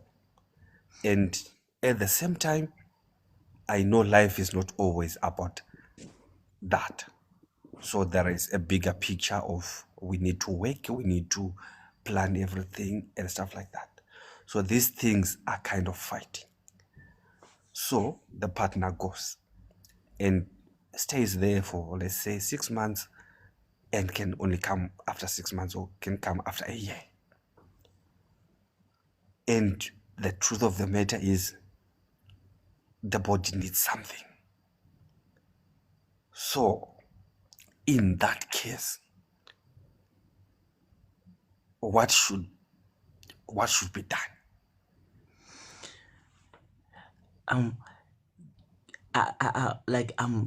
Can it be a woman answering this question?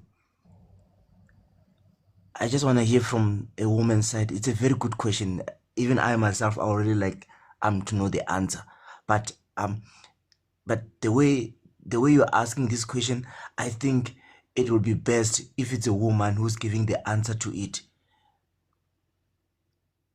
Because we all men going through we mostly as a man we can experience same thing that you are experiencing. Okay, I beg to differ, Tendo Nyana, that we experience such. I think we cannot use I think with me being approaching my peak in life, I've realized that I'm not yet stable. And so a relationship will not be stable in that sense. But I want to advise just men in such an instance. So, Auntie Wezingane, what's happening is in a relationship, one of the partners gets a job somewhere else and there's a long distance relationship. And we ought to understand that the body, and Team Clean says, the body needs what it wants. So my 2 cents on this thing, gents, is that if your woman or if you go away, you have taken the time to prepare yourself in between the application when you filled it in. You took the time to go for an interview and you took the time to start there. This is a process where in South Africa, a minimum of about for ibile 5 months for you to get this job if it's in a government institution, because application closed, there's drafting, there's interviews, there's appointment. Let's say it's 5 months. Now, in that 5 months, you as a partner went through the process of this whole thing. It cannot be expected that your partner, whether male or female, to jump at that moment without a 5-month preparation as you would have had. So I believe in that instance of a relationship.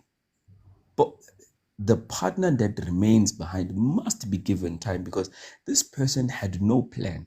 You must remember, when you take a plan, and it begins at when you are saying, I am looking for a job, you see a post far away from you, you are mentally preparing for this.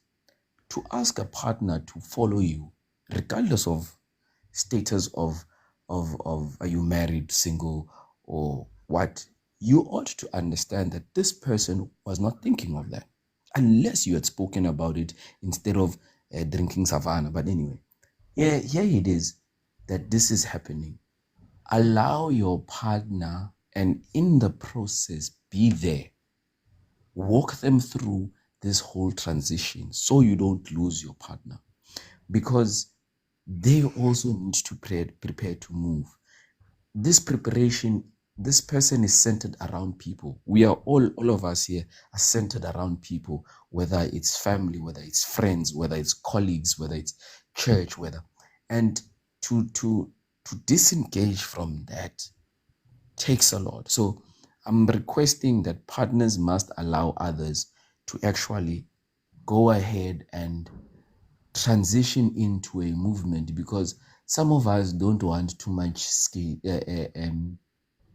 cold. Some of us don't want this. So there are factors whenever where we go. But all I'm trying to say is that if you are in a stable relationship and you and your partner have an understanding, I think just moving both of you together at the same time will cause frustration. And even if that body needs that, you're not going to have it as good.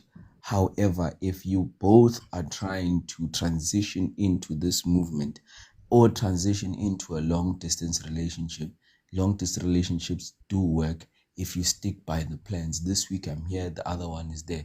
This weekend I'm here, that other one is there. They actually do work. There are tools to make a long distance relationship work, which begins by not having a TikTok account. Instead of having a TikTok account, you will voice call, you will video call most of the time, you will airdrop whatever that you have to. They do work. I'm just saying, and again, I plead with people to find love and companions. That is my submission, and as a suggestion to you and to your question is that you don't have to cheat.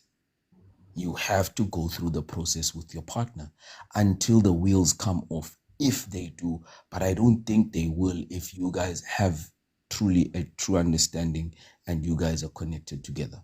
Because I'd drop a job for my partner, and I think my partner would move for my job. I think there's also a vice versa thing. 3 months is long enough for someone to establish that would they actually move with you. And if not, then you got to sit down together, check the boxes of what is going on. If it doesn't work for you guys in your checklist, it doesn't work. Then you either go your separate ways, or you move back, or she moves there, or he moves there. So I think it's a simple way of attacking it. If there's anyone who wants to try and answer Team Clean.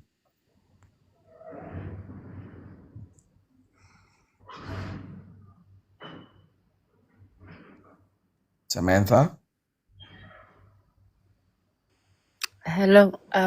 Yes, I absolutely agree with Malume. I feel the same way. I'm not a person that's even gonna try doing the sharing thing. That's just not my thing. It's either you are with me or we are not together. So yes, I absolutely agree with everything that Malume just said. I think there's always ways that you can make long distance work, especially with technology these days. If it's like your needs being You can do like, phone situations and things like that. I think there's way too many options than just to decide that because my girlfriend or my boyfriend is not around that I have to go and entertain someone else. So yeah. Anti uyibeke kahle malume ngale ndlela ubeke ngakhona vele hayi hlezi kamnandi. No, like my guy, I'm just trying to be honest. You can't say, have you seen TikTok during the morning or during the day? People are working, typing at work, and they have a TikTok account. They are live, and people are watching them work. So why don't you employ that as a tool to watch your partner work? I don't know if you get what I'm trying to say, Tendo. Now I get your point. Like you have to create some other thing that will distract you from making wrong decisions. Exactly. It's not even a distraction. You just need to invest more time into the relationship. Yeah. Because You need your mind to participate on something. yes. So if you continue with that spirit, I think your relationship, there's no room for cheating. You walk home with your partner. I've personally, I heard this one lady say one of the most romantic things to ever do is watch your partner fall asleep. And I wasn't with her, but I was able to take a phone, and while I worked through the night, I would watch her sleep, watch her get up, go pee, come back. And she didn't know that she pees so many times during the night. And in the morning, I'm like, you said this at night. You said that.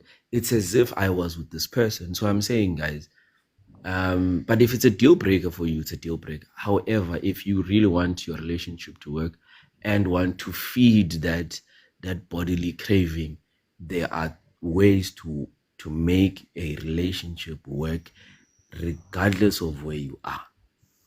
Team, are you satisfied? Yes. I'm satisfied. I'm hearing you. I'm hearing the advice and everything. Because my question comes from what the guy said. He said, if you are to tell me to say separate with the girl that is far, I would rather separate with the side chick. So the truth of the matter is, the side chick actually, high chances she's there for a certain small job, and the whole vision and everything is on the main girlfriend who is far away. We can run around, but the truth of the matter is that this girlfriend that is now around is come only to satisfy these small 10% issues of the body of going to the tavern and stuff. But I know the moment the contract finishes, the girlfriend comes back, the cheating disappears because now she's here 24/7. So this person is not really a bad guy. If we bring the girlfriend back, he doesn't think of cheating, he's fully occupied. In the moment that it's lonely, No, Lena, no. No. you think you will cheat anyway. No, like our brains runs on the pattern, right? If you do something from early childhood, and not early childhood, maybe on your teenager time, you used to be a player, right? And then you used to do that. To leave that is not easy. You have taught your brain to do something for so long in a way that you can't wake up in one day and say you're quitting. And you can't cheat for the first time, just for the first time from nowhere. No. When you do something, you're a master. You must have done it for many times in order for you to do it. You can't find somebody else who have never cheat in his life get so easy with cheating. Okay. So there is no way we can actually say, Kakli, so if your girlfriend is back, you're not gonna look for this side chick. There's no way. Look, man, even if a girlfriend can come back permanently, his mind now will try to create some excuses to leave the room Choose or to go go. somewhere else. Yes, because the pattern, the loop, the habit, they run into his subconscious mind. You know, God was very smart when He created a human being. Everything that you do is an investment into your subconscious mind. Sooner or later enough, it's gonna run you. It's gonna run you. So, whatever you do with your life, you must be very conscious, because you're gonna reap what you sow. You see, clean. Let me tell Yeah. you, just to. That's why I said to him, he must be very polygamous. That one. Look, in a monogamous relationship, and I'm using that word because I think it says in a relationship that is closed off to a third person. Once you cheat, those brackets have been broken and can never be fixed. It's done. Look, I'm saying the moment you cheat, my guy, and you say you are in a committed relationship to one particular person, you are no longer committed. So him saying that if she comes back, I'm not going to do this anymore is a good excuse to tell him to go and be polygamous. Let him go find himself. Let him go ask elders what is wrong with him. They will tell him and they will assist him well.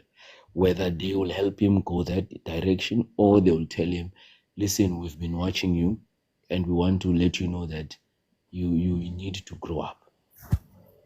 We will rather arrange a marriage for you so that your life will be sorted. So, and if he's really indeed in late 30s, I think the arrangement marriage, if he wants to be monogamous, would work for him. All I don't right. know if you hear what I'm trying to say to you, team. I get it. Away. Auntie, where's Ngani? I'm still here, guys. Kagiso's situation, the way I view it is quite different because his lifestyle, he's satisfying his lifestyle at this point. When you look at it, he's used to groove. He enjoys it. And he never wants to let go of that. However, groove comes with girlfriends. It comes with side chicks. It comes with sleeping out. It comes with all those negative things.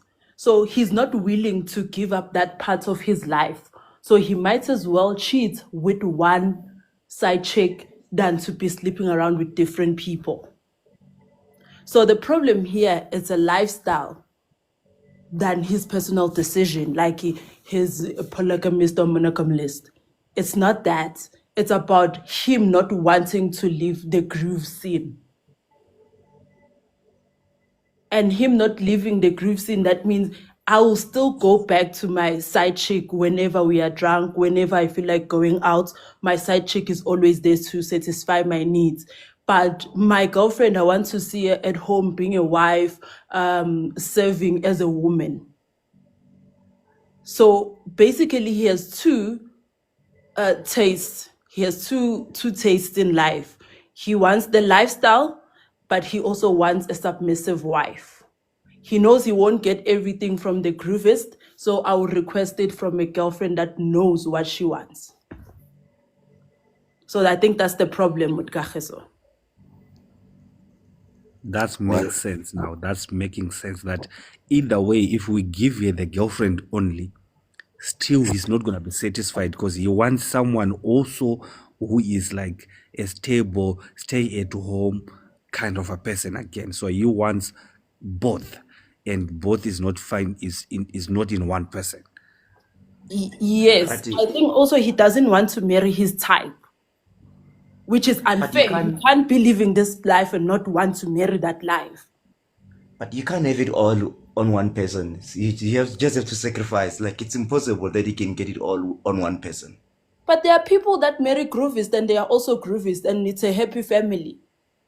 I've yo, seen some people like that, but unfortunately with Kagiso, he still believes he wants a certain, I think he has personality disorder, like he has so many personalities that he needs to satisfy himself with. You see, that notion of saying he's got personalities that he needs to satisfy is the very excuse that he will continue. And I understand there's a notion, it's unfortunate that social media has done this. They say there's a difference between a cooler box and a fridge. A fridge stays at home, a cooler box we go with everywhere we go. And a cooler box is opened by anyone, but the fridge is opened by a particular person.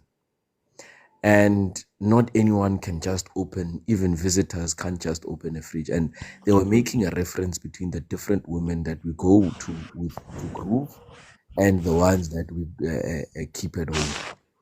So, honestly speaking, again, hence I said to him, he must go home.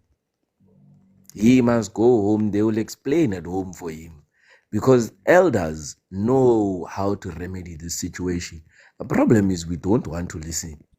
Elders will tell him, and they will tell Kagiso, one, you are being childish because you cannot have a home and have items worth 250,000 and want to go lose them for a bill of 6,000. Then you want to go find police officers and investigators or inyanga, witch doctors, and spend 30,000 to recover something that you could have protected at home. I am against men that have homes and they leave them unattended. And that includes their women. Auntie, I'm against he's a boy. He must be told you are a boy. Hence I said that you can't continue making an example of men that need corrective behavior and say all men are like that. Weak. Don't talk about such. We don't talk about such. We don't make examples of such. Hence I said he must go get a teaching at home. Maybe they'll teach him how to be polygamous. Maybe they'll teach him and put him in an arranged marriage. Because they know how suited he is. They know their background as families, how he came to be. Can't allow such people to continue, but of course they will continue because angisho umuntu uyazenza. I don't know. We can't continue giving Kagiso and his like. He must drink rooibos, this guy, and sit at home. He's in his 30s. What is he doing there? Groove is for young people that are young and eating NSFAS money and government money.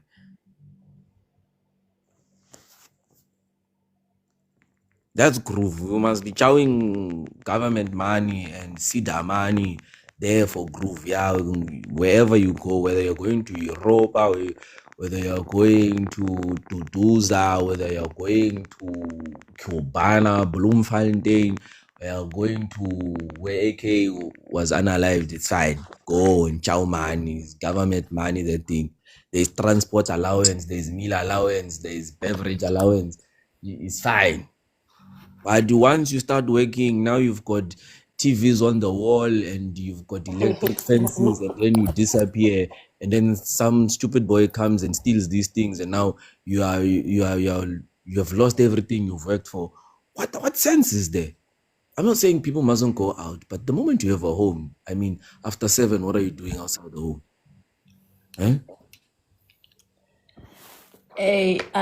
Generally, I just feel like a lot of guys going through the same thing that he's doing. They are marrying for the status. They are not marrying for responsibilities and being a man and running a whole household.